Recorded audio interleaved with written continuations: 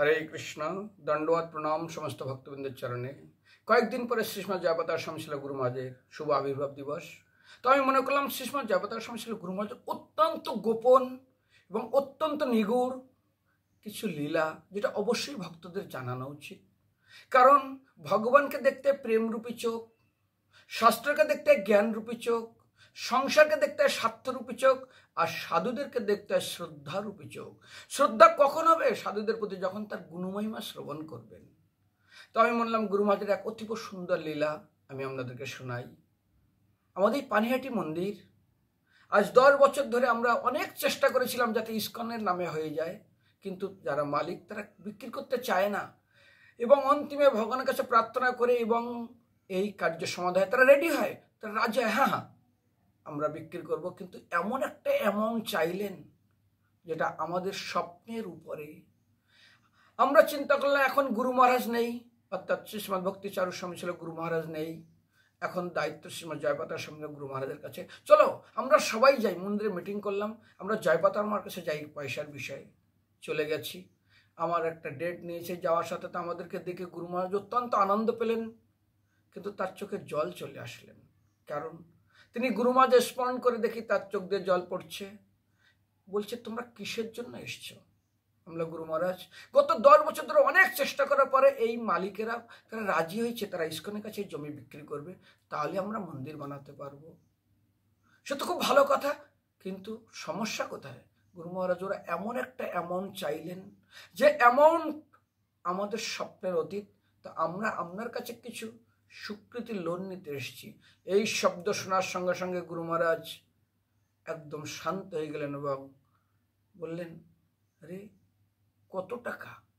আমরা যখন অ্যামাউন্ট বললাম, গুরু মহারাজ মাথা নিচু করে বললেন, চিন্তা করলেন, শুধু এদিকে ওদিকে তাকাচ্ছেন, কিছু বলতে চাইছেন গুরু মহারাজ, কিন্তু বলতে পারছেন না। বলছে জানো না, এই পানিহাটি মন্দির অত্যন্ত মাহাত্ম্যপূর্ণ।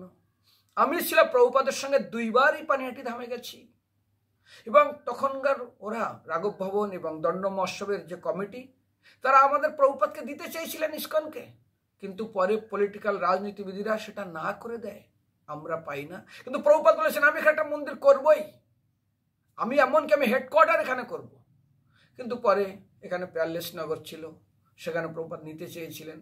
তার গুরু ভাইরা বললেন আপনি হেডকোয়ার্টার মায়াপুরে করুন, কারণ চৈতন্য মহাপ্রভুর জন্মস্থান এখন লোক সন্দেহান, নবদ্বীপ না মায়াপুর, সুতরাং এখানেই করুন।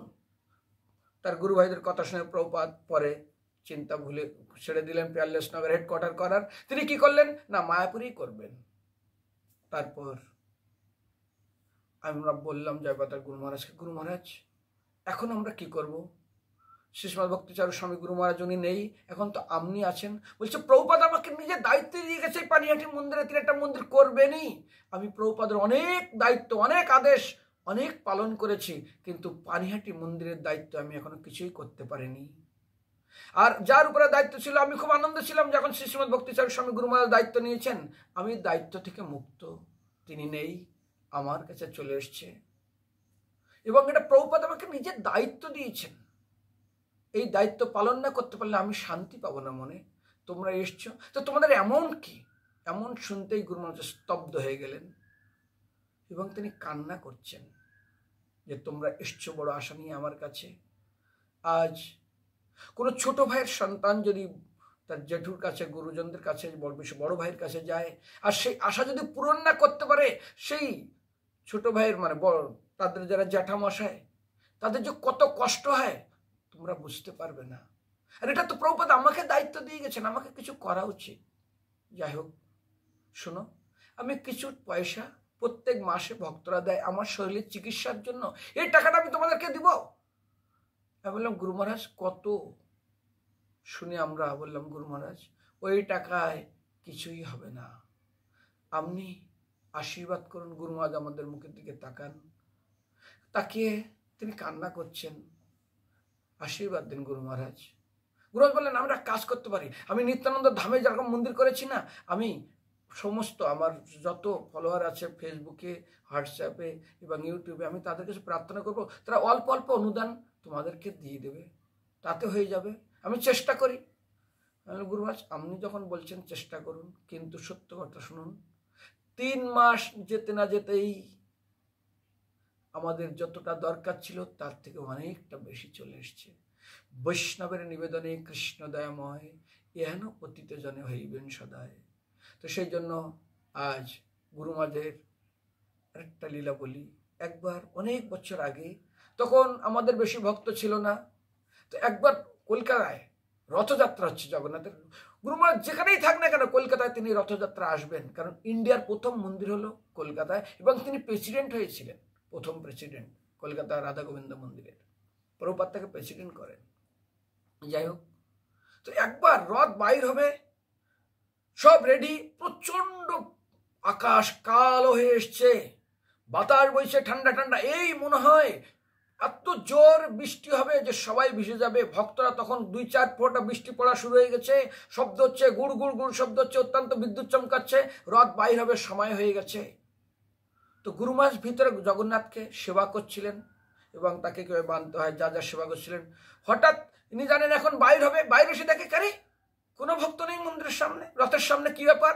উপরের দিকে তাকিয়ে দেখে চারিদিকে আকাশ কালো হয়ে এসছে, 2-4 ফোঁটা বৃষ্টিও পড়া শুরু হয়েছে, ঠান্ডা হাওয়া হয়েছে।